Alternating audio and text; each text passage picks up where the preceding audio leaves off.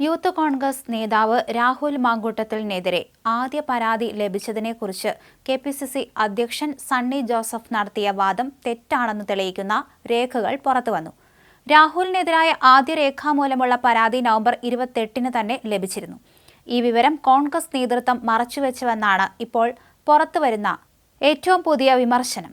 രാഹുലിനെതിരെ കെപിസിസിക്ക് പരാതിയൊന്നും ലഭിച്ചിട്ടില്ലെന്നും ബംഗളൂരു സ്വദേശിനി നൽകിയ പരാതിയാണ് ആദ്യമായി കിട്ടിയതെന്നും സണ്ണി ജോസഫ് നിലപാടെടുത്തിരുന്നു. എന്നാൽ ഈ വാദങ്ങളെല്ലാം പൊളിച്ചുകൊണ്ടാണ് നിർണായക വിവരങ്ങൾ പുറത്തുവരുന്നത്. അതിജീവിത രാഹുലിനെതിരെ മുഖ്യമന്ത്രിക്ക് പരാതി നൽകിയത് നവംബർ 28-ന് ഉച്ചകഴിഞ്ഞാണ്.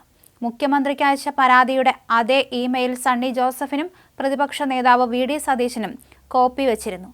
രാഹുൽ ഗാന്ധിക്കും ഈ പരാതിയുടെ പകർപ്പ് മെയിൽ ചെയ്തു എന്നാണ് റിപ്പോർട്ട്. ഇതോടെ സംഭവം പുറത്തു വന്നതിന് ശേഷം ദിവസങ്ങളോളം പരാതി ലഭിച്ച വിവരം കോൺഗ്രസ് നേതൃത്വം മറച്ചുവെച്ചുവെന്ന് തെളിയിക്കുന്ന വിവരങ്ങളാണ് പുറത്തു വന്നിരിക്കുന്നത്.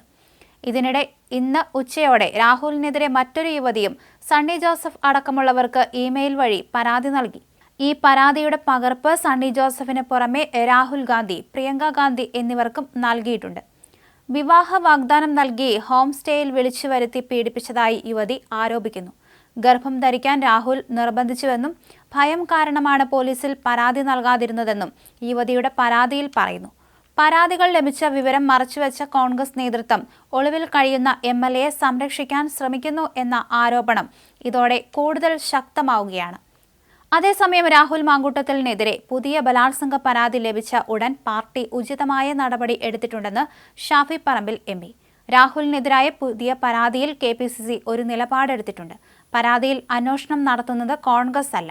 വന്ന പരാതി ഉടൻ പോലീസിന് കൈമാറിയിട്ടുണ്ട്. CPM കൈകാര്യം ചെയ്യുന്ന പോലെയല്ല, നിയമപരമായി തന്നെ കാര്യങ്ങൾ നടക്കട്ടെയെന്നും ഷാഫി പറമ്പിൽ MP പറഞ്ഞു.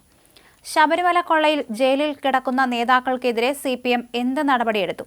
ഒരു കാരണം കാണിക്കൽ നോട്ടീസ് പോലും CPIM നൽകിയില്ല. സ്വർണ്ണക്കൊള്ള നടത്തിയവരെ സമരങ്ങളിൽ ജയിലിൽ കിടന്ന കമ്മ്യൂണിസ്റ്റുകളുമായിട്ടാണ് ഉപമിക്കുന്നത്.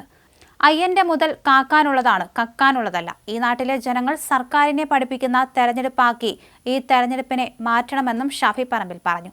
ശബരിമലയിലെ സ്വർണ്ണമെടുത്ത് നമ്മൾ ഓഫീസിന്റെ മതിൽ കെട്ടാറില്ല. അവിടെ കയറി കക്കാൻ മടിക്കാത്തവർ എന്തും ചെയ്യും. PM ശ്രീയിൽ നമ്മൾ കണ്ടതാണ് കേരളത്തിൽ CPIM BJP ബാന്ധവം. SIRമായി രാജ്യം ഭരിക്കുന്നവരും ഇറങ്ങിയിട്ടുണ്ട്. ജനങ്ങളെ രാജ്യത്തു നിന്ന് തുടച്ചു നീക്കാനുള്ള അജണ്ടയുടെ ഭാഗമാണ് അതെന്നും ഷാഫി. അതേസമയം ഇന്ന് രാഹുലിനെതിരെ പരാതി നൽകിയ യുവതി കള്ളം പറയുകയാണെന്ന് ഫെനി നൈനാൻ പറഞ്ഞു.